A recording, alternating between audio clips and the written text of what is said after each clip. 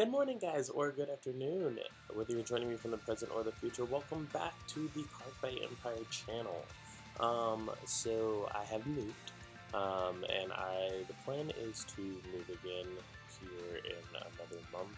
But for now, I'm going to be doing videos from where I am right now. And yeah, so we're going to be getting started back here on some FutureFights and all the rest of the videos. And then we have a countdown to Japan that's like 6 days from now, #hype. So we're entering our final week or rounds of playtesting for Worlds, and then we are going to be at Worlds. Different Fight has announced that he's going to be commentating Worlds, so that's pretty hype. Congratulations to him. And also, we're just going to be competing and having fun, meeting all the players, and it'll definitely be a lot harder than I feel like I expect, but I always go a little higher than expectations so that if it exceeds, that's great, but if it doesn't, it's fine. But yeah, we plan to have a lot of fun in Japan. And also, before we get started into this video, I wanted to give a shout out to Laura. She didn't really write her last name, but right before I moved out of my old house, I got a package to my house of a gift, and she got me a carrying bag for all my card stuff. So it's like a messenger bag that has my logo on and stuff. So I'm guessing that she ordered it through the site where I do my merchandising and then had it sent to my house from there. But that was really nice of her. Whoever you are, Laura, thank you so much. I just wanted to give you a shout out before this video started. But without further ado, let's get right into the video. So today we're going to be talking about Chronofang, the Chronofang deck. Let's flip over our G unit. So we're still in G-BT12, but I plan to make like speed runs from now on through the videos. So hopefully we can get to where we're supposed to be by the time I go to Worlds. That'd be great. But yeah, so starting off with our grade 3s, we have 4 Chronofang Tiger, the regular one, that I believe came out in the trial deck, if I'm not mistaken. It has 2 abilities. First one is Generation Break 2 on the Vanguard circle. While you are paying the cost for Stride, if you have you may discard cards from your hand and they get +3 grades. And if you do, you bind those cards. So what this means is you can bind any card from your hand and just stride. Like, that's pretty amazing. It makes it so that you always have to stride as long as you have a card in your hand. You always have a card in your hand because you will always be able to draw for turn. So it makes it so that you can always stride once you're past GB2, which is awesome because after first stride, pretty much you're GB2 in this deck. So that's great. Also, another ability it has, it's when it's placed on the Vanguard circle, you can bind a card from your hand face up, and then if you do, you choose one of your opponent's rear guards, your opponent returns that unit to their deck, and then searches for a unit with -2 grade to that unit and calls it to rear guard circle. And if they don't find a card, or they don't choose to call a card, they can just shuffle their deck and end it right there. So the reason why this card is good is it's a stronger version of Calibum, if you guys know what that is. It's the card that they run in Chronojet Time Leap deck, where you place it on the field, your opponent, you select a unit, your opponent puts it back to their deck and gets -1 grade, and if you use it on a 0, since there's nothing less than 0, they can't get a unit back. Well, this is like the same thing, except it's -2 grade, which makes it really great because you can use it on grade 1s and 0s, and they can't get their grade 1 or 0 or anything from it back. If you do use it on a grade 2, they can get a grade 0, and if you do use it on a grade 3 that's on the field, they can get a grade 1, so just be wary of that. Moving on to our backup grade 3, which is not as great on Vanguard circle, but still kind of useful. We have Chronofang Tiger G. We're basically running it for the name of Chronofang, as a lot of things in this deck do use Chronofang Tiger to go off, or Chronofang in its name to go off. This card is better on the rear guard circle though. At the end of the battle, if this unit attacks the Vanguard, you can Soul Blast one and bind another one of your rear guards, and then if you do, you choose one of your opponent's rear guards in the same column as this unit, and then your opponent has to put that unit to the bottom of their deck. So it helps you a lot with control, and that's about it. And binding cards is the name of the game in the Chronofang deck, so definitely helps you there. Then we run 4 Steam Tamer Nani. Yeah, literally Nani.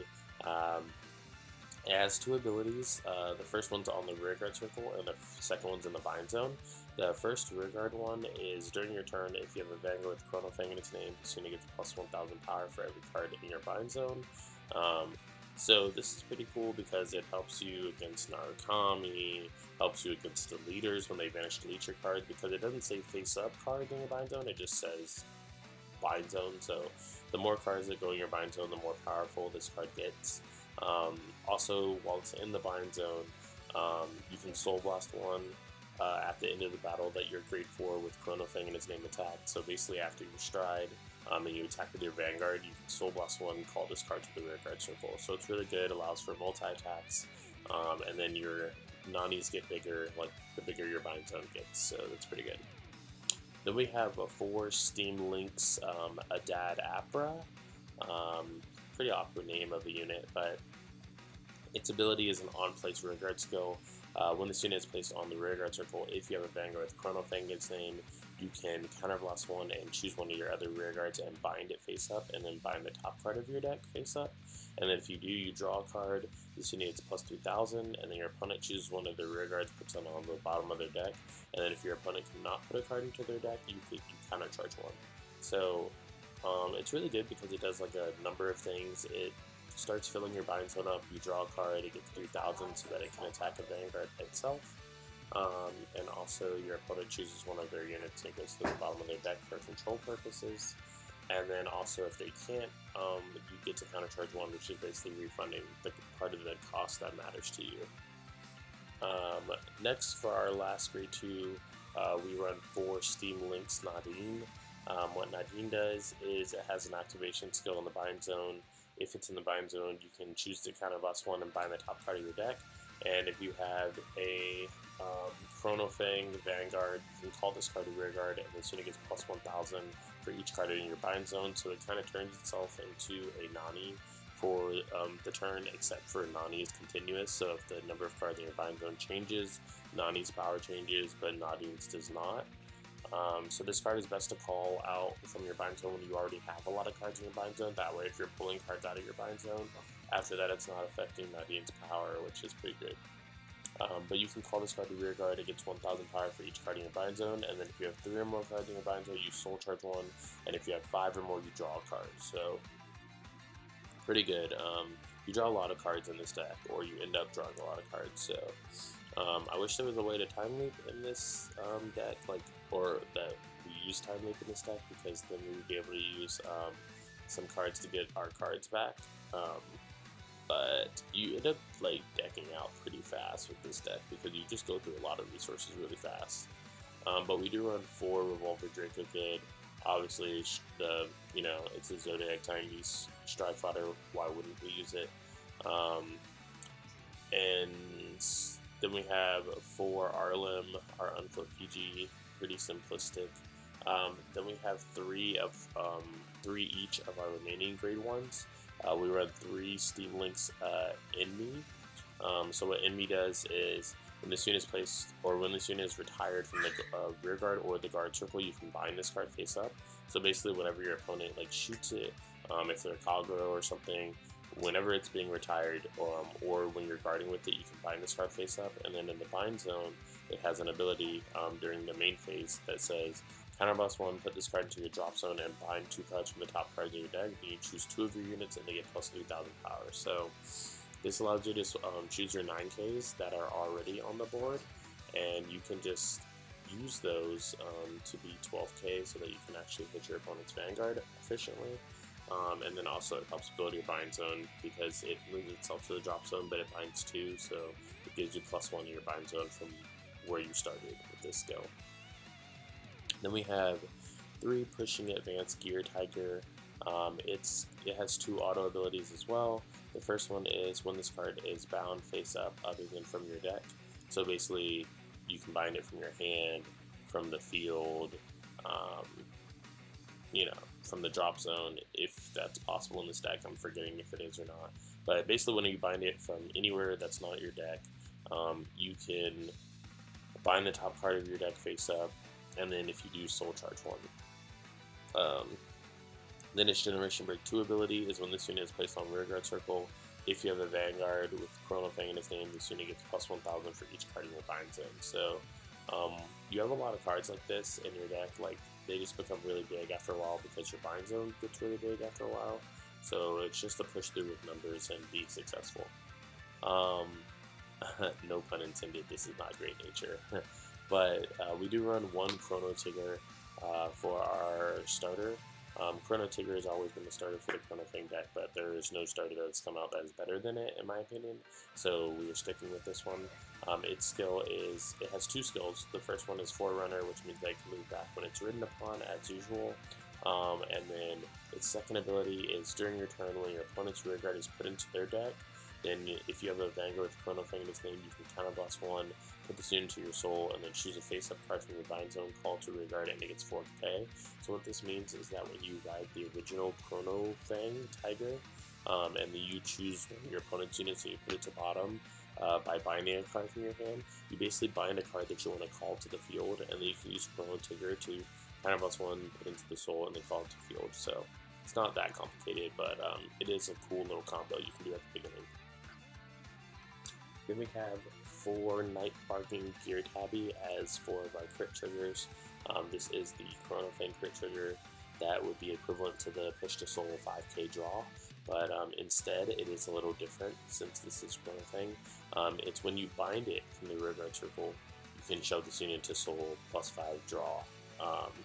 So it's pretty good. Obviously you're binding a lot in this deck. But you do have to bind this card from rearguard, so it is kind of like Urwater, the stand trigger from Gear Chronicle. So just be aware of that. You do have a bunch of ways to bind it from your field, so don't worry about that. But it is a very good card to just make your Chronofang really big. Then we have 4 Pulsar Thruster Bison for our other crit trigger. 4 of these, it's basically Zodiac Timepiece crit trigger that just shoves itself in the soul and gives 3k, so it's a Marvel clone, so that's why we run it.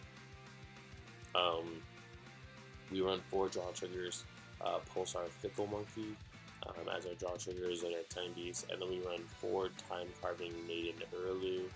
The reason for this is because we do run 2 Faraway Time Maiden Urlu, and it's good to be able to put some cards back into the deck when we need to.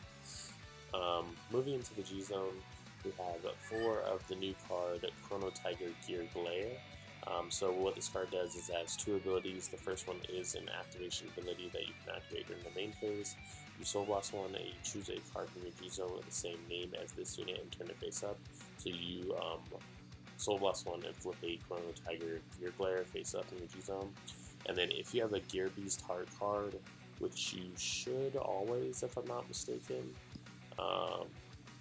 Chronofang Tiger is a Gear Beast, yeah. Oh, yeah. So both of them are Gear Beasts, so as long as you're on grade 3, which you should be if you're striding, like there's no situation where you'll be on a grade 2 and striding or something like that, so definitely you will have a Gear Beast Heart card, so don't worry about that. If you have a Gear Beast Heart card, choose any number of your opponent's rearguards with the sum of their grades being less than or equal to the number of cards in your bind zone, and then your opponent puts them on the bottom of their deck. So this card can essentially field wipe your opponent if, like, let's say that you have 1 card in your bind zone, right? And your opponent has 4 grade 0s on the board and 1 grade 1. You can send all of them back because the sum total of all their units' grades is 1, and you have 1 card in your bind zone. So this card can board wipe very easily. Is very good in that way, and yeah, it can just basically board wipe for turns. I kind of like it better than Bind Time Dragon because it doesn't have to do so much to board wipe. It just Soul Blast flip basically, and then it rewards you for what you're already doing, which is binding a bunch of cards. And then Generation Break 3 skill is if the number of cards in your bind zone is 5 or more, this unit gets plus 10,000. If it's 7 or more, it gets plus 1 critical, and then if it's 9 or more, you get plus 1 drive. So max potential, this card can be 36 swinging for plus 36 2 crit with quad drive. So pretty good. I would almost say better than Bind Time. Yeah. So then we run 4 Chrono Tiger Rebellion. What Chrono Tiger Rebellion does is it has 2 skills. The first one is a continuous Vanguard skill that says this unit gets plus 5,000 power for every 2 cards in your bind zone. And then the second ability is when this unit attacks, you can Soul Blast 1, flip a Rebellion from your G zone face up, and choose a card from your hand and a rear guard and bind them. And then if you do, this unit gets plus 1 critical and plus 1 drive. So this unit's kind of similar to Gear Glare, but instead of doing what Gear Glare does, it does it during everything that happens with it during the battle phase. So do be aware of that if your opponent has like something that can control you, like Kago or Janalgrif, and like don't attack with your rear guard first if that's what you want to bind with the skill. So yeah, and then also it gets plus 5,000 for every 2 cards in your bind zone, so it can potentially, like, the later the game goes on, it's better than Gear Glare in a way, because it can just automatically be really, really big. So yeah. Then we have one interdimensional dragon beyond Order Dragon. This is our GB8 for the deck. You don't have to run this if you don't want to. I kind of found it helpful for certain situations because I do run 2 flip G-guards, so they're the G-guards that I go into the most. If you do want to, you can cut, you can probably just cut Bind Time Dragon and add a Sabreeze and an extra G-guard if that is your preference, just giving you guys some options here. But what the GB8 does is you kind of must 1 Soul Blast 1 and you bind the top 8 cards of your deck face up. And then after the original battle phase of this turn, you perform an additional main phase and an additional battle phase, meaning that your turn order will go from stand phase, draw phase, ride phase, main phase, battle phase 1, main phase 1, battle phase 1, then you go from battle phase 1 to main phase 2, then battle phase 2, and then you end your turn. So a lot of people think that your turn ends and then restarts. It does not end. So if you're against Link Joker, it does not unlock your cards, etc. It just allows for you to have a restander that is basically a huge plus because you don't have to discard any. So really good. Then in this particular build, we run 2 interdimensional dragon Bind Time Dragon. So its skill is Generation Break 2. When this unit attacks, you can Counter Blast 2 and Soul Blast 1, and then flip a Bind Time Dragon from your G-Zone face up. If you do, you can choose one or more of your rear guards and bind them face up, and then this unit gets plus 10,000 on your critical, and your opponent chooses one of their rear guards for each card in your bind zone and puts on the bottom of their deck. And then if you have a Gear Beast Heart card, you can Counter Charge 2 and Soul Charge 2. So this card makes you go through your deck a little faster than I would like, which is why I prefer Gear Glare. But it's still a very good card in the case where you don't have so many bound already. Then we have one Meta Pulsar Alter Dragon. What Alter Dragon does is you can actually stride it by counterblasting 1 and choosing Gear Colossus or Zodiac Type Beast from your hand and binding it. So basically when you get to grade 3, you will always be able to stride in this deck. So that's pretty awesome. And then it has an activation ability that says choose a card from your G-Zone, turn it face up, and then look at the top 5 cards of your deck, search for 2 cards from among them, bind them, shuffle your deck, and this unit gets plus 2,000 for each card in your bind zone, and then if the number of cards in your bind zone is 5 or more, you can countercharge 1. So it's a very helpful resource when you don't have a grade 3 to stride for your first stride. After that, every stride is free, assuming that you're on Chronofang Tiger, the original one, like you're supposed to be. And then after that, it's just binding cards for days. So this card helps you a lot more in Chronofang than Chrono Jet, but people still run in Chrono Jet just because sometimes you can't stride in that deck either. So for our G Guardians, we run 4. We run 2 Faraway Time Maiden Urulu. Keep in mind that you don't have to use the skill when you go into it, so sometimes you just go into it and don't use the skill just so that we can return units from our drop zone to our deck using the heal skill. And if you do use the skill, it's kind of us one flip G Guardian, and then this unit gets plus 5,000 shield for every card face up in your G zone, so use it to guard really big attacks, really big threatening attacks that your opponent has guard restrict, in my opinion. Otherwise, just use your PGs. We run 1 Rapana, which returns a grade 1 or greater rear guard to our deck.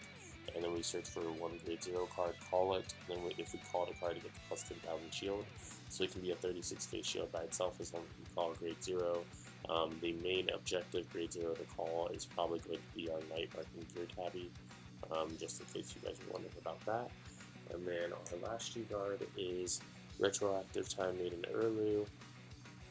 What this card does is it allows you to return triggers and normal units to your deck. So when this card is placed on the guard circle, you can choose one normal unit and one trigger unit from your drop zone, put them on the bottom of your deck in any order, and then if a total of 2 cards are put, this unit gets plus 5,000 shield until the end of the battle. So it's pretty solid card. Like I said, you go through cards really fast in this deck, so you just want to attempt to not deck out, which is obviously the goal in any deck, but this deck more than others because it goes a lot faster than some decks. Moving on to our games here, we're going to load in Chronofang Game 1. So we're drawing our opening hand. Seems like we're playing against Nightmare Doll. Our opponent is going first, our opponent rides, and we ride and attack for 12. When we check a trigger, he checks an Alice, uses his starter skill, Natalie, to kind of us one, put into the soul, then look at the top 3 cards and put a Nightmare Doll in the soul, and if he gets a Nightmare Doll, he put another card from the top 3 in the soul, so it helps him build his soul really early. He plays a Brenda and attacks us with no guard it, and we check a trigger. He does check a trigger as well, which does make us take a damage. We ride Steam Tamer Nani, and we just decide to attack. He does no guard it, and he checks a heal, which is really good for us because we don't have to worry about him getting later. He does re-ride to grade 2, because I guess he doesn't want us to Sip-Breeze him, but jokes on him or her, we don't run Sip-Breeze in his deck. So we actually use Chronofang Tire to bind a card and get his grade 1 so that he can't get anything back and he has to shuffle. And then we use Tigger, like I discussed previously, to call it to the board and it gets 4k so we can make it its hacker. And then I attack for 11k with Vanguard, we do check a heal trigger, we go down in damage, and we give power to our rear guard. He checks a crit, and he gives power to his Vanguard, and we attack and take Vanguard if he no guards. So, our opponent checks a draw trigger here, and we pass turn. So, looks like our opponent just doesn't want to ride for whatever reason. He does have the grade 3 in his hand, he just doesn't want to ride Alice, which is understandable, I guess. It's kind of, the deck goes kind of terrible if you have to ride Alice. But yeah, so we check 2, we don't get any triggers, unfortunately. And then our opponent keeps playing the grade 2 game. Like, I guess he's just going to keep doing this until he gets a Catherine. But if he doesn't get a Catherine, like, he's just going to be wearing himself into the ground for advantage purposes. So we do no guard his rear guards. He does check a Hades Hypnotist. It is also interesting that he's running Hades Hypnotist because a lot of people don't run that anymore.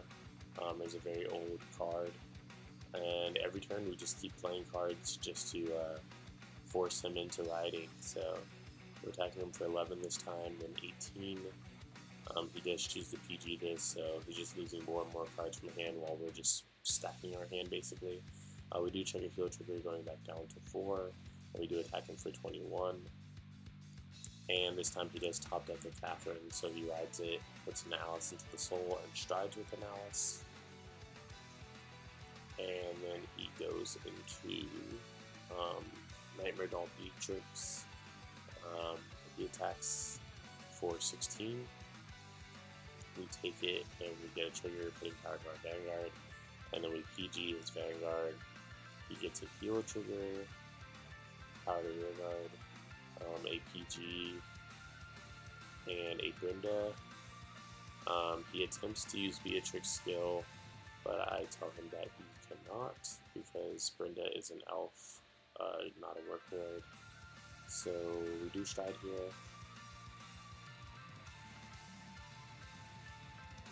And we go into our Ultra Dragon as our first stride. We use Ultra Dragon skill to flip our GD8 because we're pretty deep with cards into the deck already because we played the great we played the pre-G great game for a long time, so we went through a lot of cards in our deck, and we don't want to GB8 later because we're not going to be able to after a couple strides. So we did add power to Alter Dragon. We attack with Nani for 11. He intercepts. We attack with Vanguard for 37. He does PG. Then we check 1, 2 crit trigger, power the rear guard, and a heal trigger again. We've healed a lot in this game. Sack. Then we attack for 21 with 2 crit, and he G-guards into Furnival, and the card that he gets off of Furnival is a Ginny. So he top decks and just decides to call to the field instead of discarding to your stride.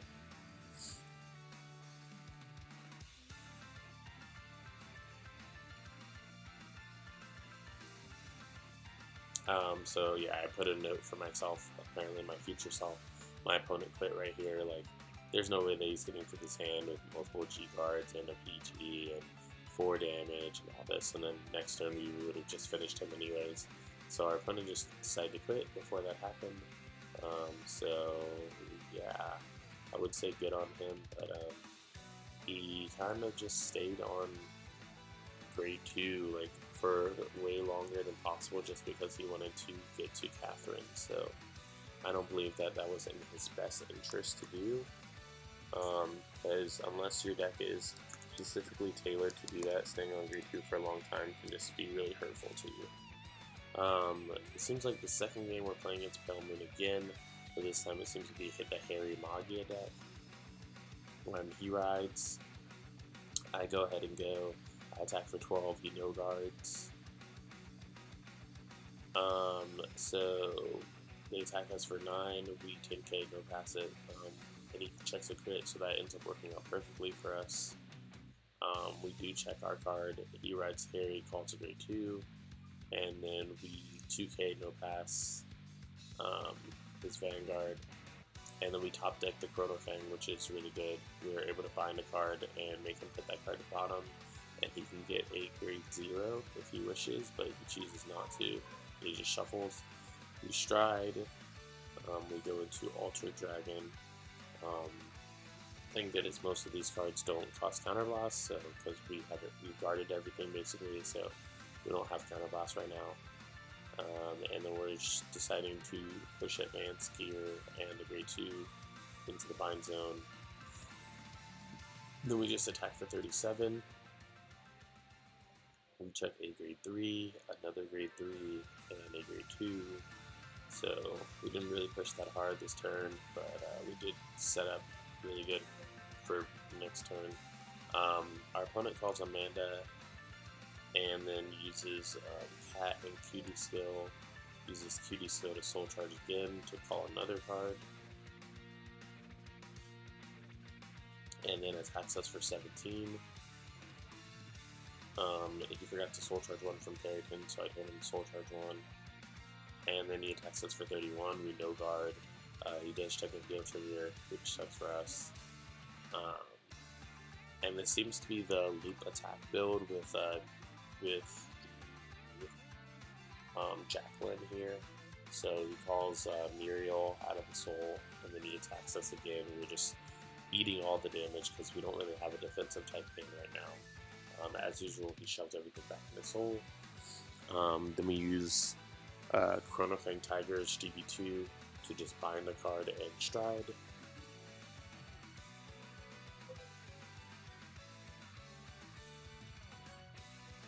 We're thinking about our play currently.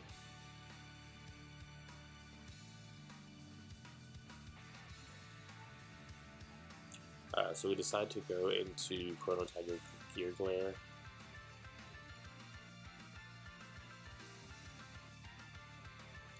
And I think when I went into it that I misread it, but if I'm not mistaken, I did record this footage a long time ago, so I'm not sure if if I misread it or not. I'll probably say something about it if I did. But I do use nodding skill from the bind zone. Call it out. It gets 1k for every card in the bind zone, so it gets 5 because we have 5 cards bound. Then we do soul charge and draw.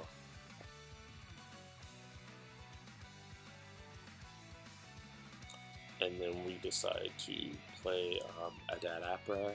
We counter boss 1, we choose one of our other rear guards, and we bind it face up. We bind Nadine, and then we draw a card after this, and it gets plus 3,000. And then our opponent would choose one of those and put it at the bottom, but since they have no field, we countercharge 1. Then we use Nadine from the bind zone again to bind and call it to the field. And then we do soul charge draw again, but this time it gets even more power.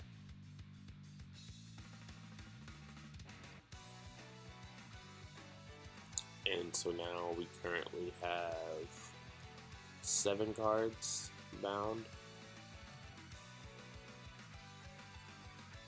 And I thought this card was, if you have 7 cards, it just gets the stuff automatically, like gets the crit and gets the +1 drive.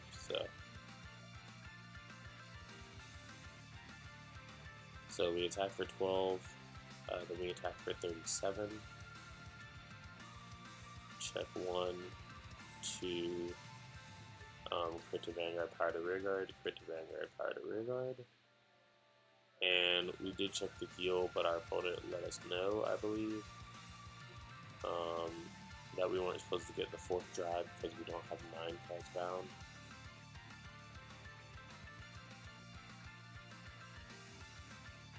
And look at me, I was so confident in the chat. He's like, did you dry check 4 times? I'm like, yeah, I did. And then I read my card and I was like, oh, my bad.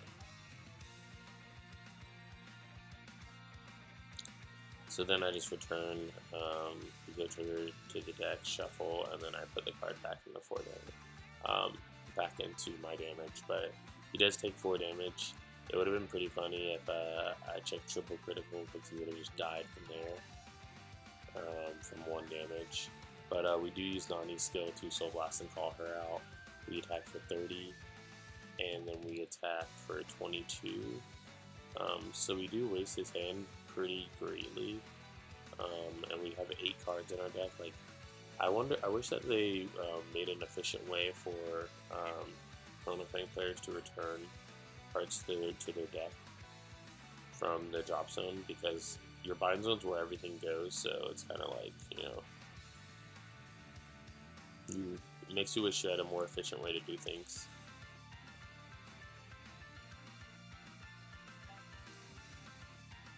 But he goes into Mephisto here and uses Mephisto's skill to call out a Cutie to call out Muriel.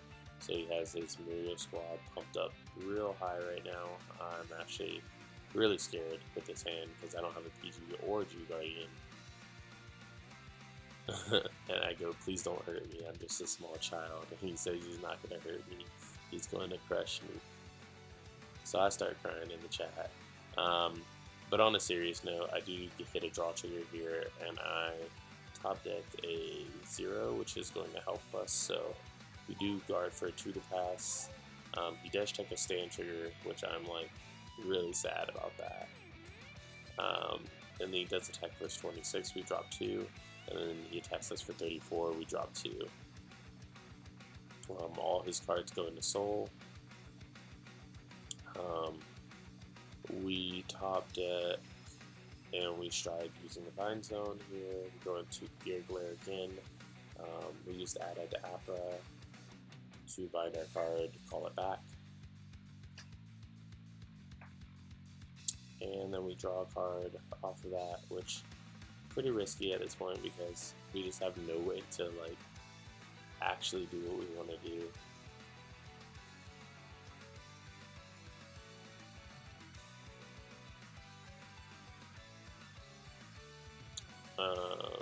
So we attack for 11, and then we attack for 41, with quad drive, hoping that he cannot block it. I know the recording says that I have 3 cards in deck, but I really don't have 3 cards in deck. If you guys watch my FutureFight religiously, like, you'll know what that means. Area recordings have like a bug right now where it doesn't show the correct amount of cards in the deck. So I tell him that it's a 2 to pass because he doesn't have all 3 grades in his soul. So he 2 to passes me. I decide to go all Vanguard since we're going to deck out anyways. And I get my 4th dry check and it's a heal as well. So we do all Vanguard and we're able to just force through because of that. So that was a really good game on both of our parts. I actually really enjoyed that game. And then we're moving on to game 3. Once we get our area opened up here.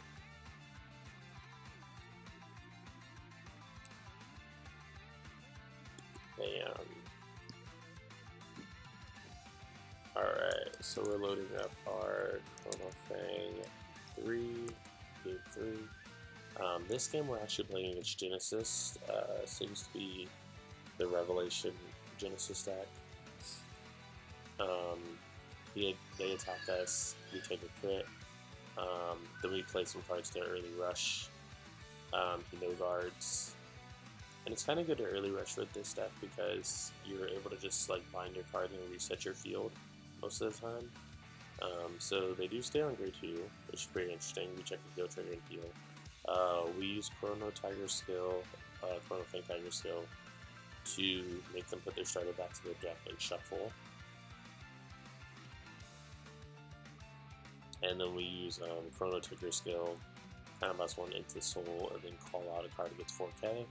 So we're able to attack for 12, and then attack for 11. We no guards, we check a crit, and a Nani. So they take 2 damage. And then we attack, and he guards with a lot of cards. He rides and strides. First he uses Revelation, then he strides into Ishtar.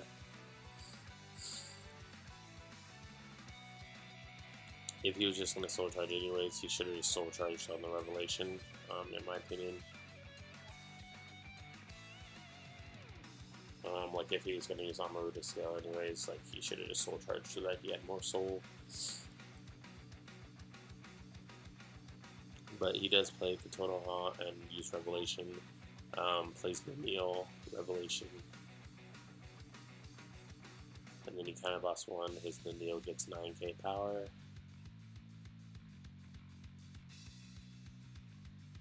He attacks our Vanguard for 18. We eat that one, and then we eat the Vanguard as well because we do need counterblast. He does check his starter back, which is pretty funny. His starter doesn't have Revelation, so he's pretty much just using Ishtar's skill just to use it.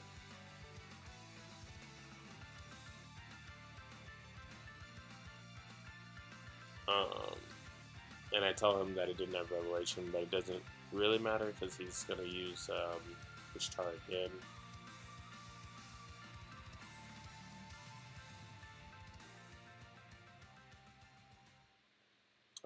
And then he checks 3.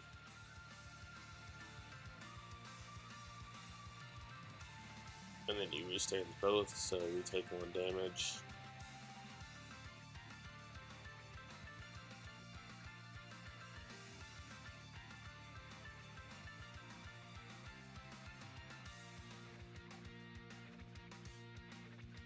Yeah, so he apparently used Ishtar when he checked the last grade 1, and his grade 1 didn't have Revelation because he didn't do it when Savava checked. So then he ends his turn. Kind of wasteful, but you know, not everyone makes smart plays. But we go into Alter Dragon, use Alter Dragon skill to look at the top 5. We bind 2, 1, 2. We put back to the deck and we shuffle. We use enemy skill from our bind zone to put it to drop zone. We bind the top 2, and I believe we Yeah, we choose 2 of our units and we get 3k, so this is able to attack now. We attack for 11, he intercepts. Then we attack for 30. He PGs. We check a draw trigger, our draw, and then 2 vanilla cards. Kinda not helpful. We attack for really big, he takes it, and then he top decks a Stride Fighter as well, so pretty good. He goes into Ishtar again.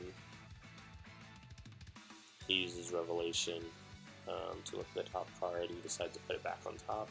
And then he doesn't actually use Amaruta Seal this time around, so that's pretty interesting. And then he uses Revelation, but this time he puts in the Soul, so it's like he's doing really confusing things. Because if he just was going to eventually Soul Charge that crit anyways, he should have just done it. He puts the card that he reveals off of Sindri to the bottom. Then he puts this card, his starter, to Soul. And then I told him to draw 1 because he's supposed to draw 1 from the skill. He attacks 11 into my rear guard, I do guard it. He attacks 11 to my other rear guard, I do guard it. And then he attacks Vanguard, I no guard. He checks 1 Katonoha, uses the skill, Soul Blast 3. And flip a G unit. He flips a Vanguard to restand both, and then he puts crit to Vanguard. And then he uses the skill again of Ishtar to flip. We take 2.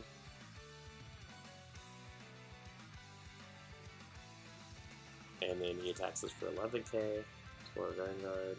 We just take it because we know that we can just take the 16 because it's bigger. I mean, it didn't really matter either way because 10k guard 16 or 11, but, you know. We did it just to guard early, basically. So he passes turn to us. We are able to bind a card from our hand in order to stride. We currently have 4 cards in our bind zone.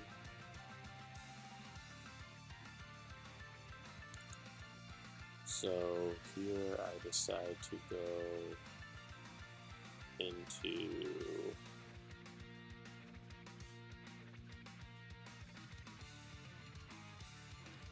Gear Glare would be perfect right here, but I decided to go into Rebellion.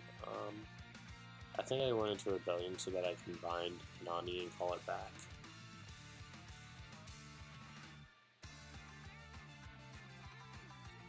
So I attack with Nani. Nani gets 4k basically. He needs 10k. It's 20. Then we attack with Rebellion.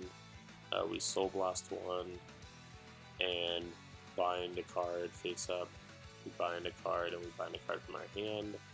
It gets plus 5,000 for every 2 cards in the bind zone, so we have 6, so it gets 15k. And then it also gets plus 1 critical and plus 1 drive. So he does PG.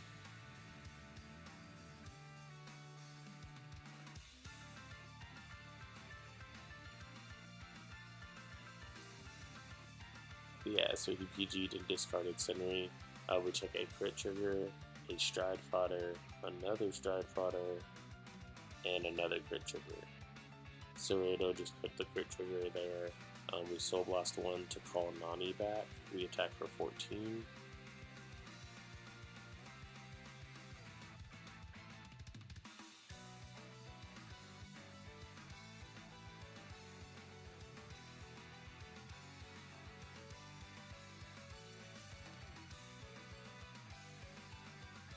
Yeah, and then our opponent quit right here.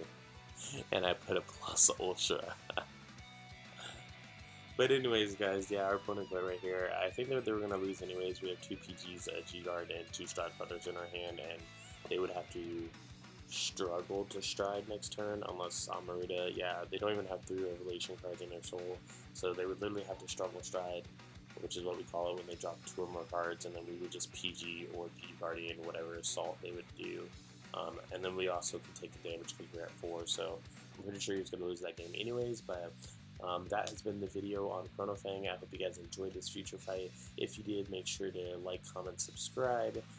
Hit me up on social media, Facebook, Twitter, Instagram, and Patreon. If you decide to be a part of the Patreon and join the beautiful Cardfight Empire family, we welcome you with open arms. And yeah, we have a personal Discord and a lot of things you guys can read through the Patreon. All the descriptions is down below. But with that being said, this has been Josh from Cardfight Empire, and I'll see you guys on the next video. Peace, guys.